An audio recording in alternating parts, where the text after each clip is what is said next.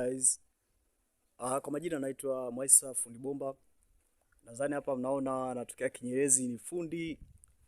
Tunatoboa matanki, tunaweka mfumo wa maji kama unavyoona. Alafu pia tunauza hizo pipe unazoziona hapa kwa bei ya jumla na rejareja. Kama unavyoona hivyo. Huyu ni mteja wetu wa muda mrefu. Sasa alikuwa anataka maji yaingie ndani, ndio unavyoona kama hapo. Maji yanatoka huku. Natoka huku na koki yake ya nje, japokuwa tumeweka ya plastiki kutokana na budget.